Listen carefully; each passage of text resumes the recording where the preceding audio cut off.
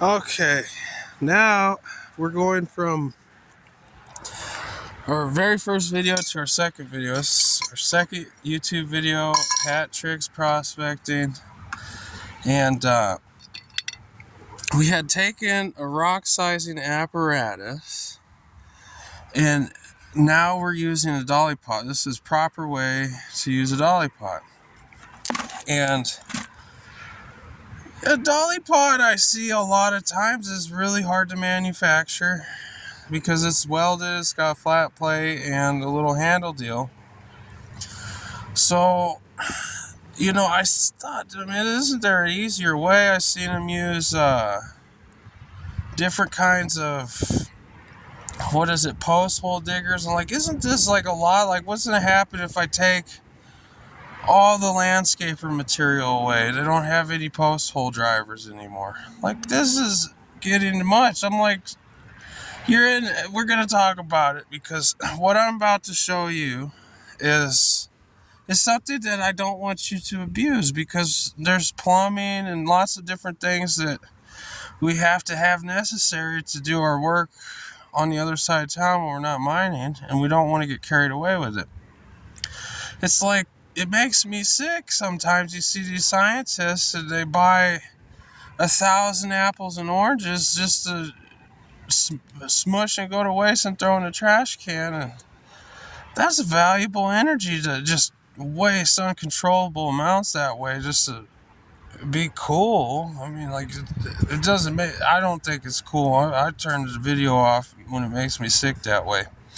So I don't want to make our fellow neighbors, our community sick over this, but I'm going to show you probably the easiest dolly pot that you can make that's always available to you. And you only need one, and they last forever, and I've been crushing with it for a long time.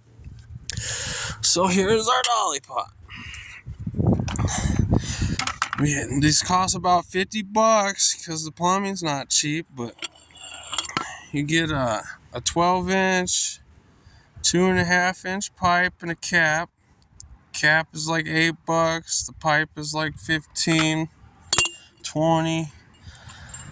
And then you need that's 12 inches. You need something a little bit longer. So I went with 18 inches. And I got an 18-inch, 1-inch pipe with 2 caps. Now, when I got this all set up together, it was working great, but I had to use a lot of force with my hand beating down, and it was wearing me out quite a bit. So I did a little secret trick. Let's show you. Let's see here. We did a secret trick here where we filled this up a little over 3/4 of the way with some sand, powdered sand, or sand would work just fine. And what that's gonna do is it's gonna put you in a position where you have more weight on your handle, so that you don't have to work as hard smashing the rocks to get it to go. And this is gonna smash quicker, and it's gonna be easier on you too. So what you do, this is a little example here. I got one hand, I don't have a phone stand.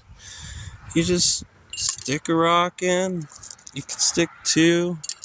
I try not to overfill that bottom. Let's see, can we see in there? Let's see. We just put a couple rocks in there. We don't overfill it, so that it has room to disperse when we're breaking it. So you just, let's see if we can get something to prop us up a little better here. Maybe we can use a hammer. Alright, looks good. So what we do, I like to always use the beat up side so that I don't scratch myself if there's a little fragment of metal there when it's beaten. But so I always have this, smooth edge to hold on to.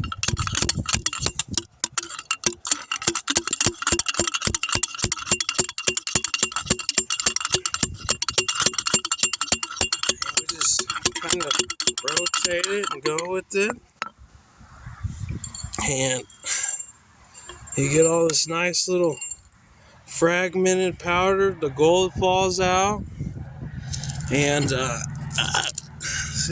gold falls out of the rock that you're crushing. And what I do is I screen it. Take a little bit of a screen. You could just use a house screen and cut a hole in the bottom of cut a bucket down 2 inches and cut a hole in it and glue the screen to it. But you just screen out the fine stuff, and then you can recrush your bigger stuff. Just throw it back in, and bam. So what I'm finding is I'm getting about, I don't know, some nice ore. See that gold in there? Some nice gold in there.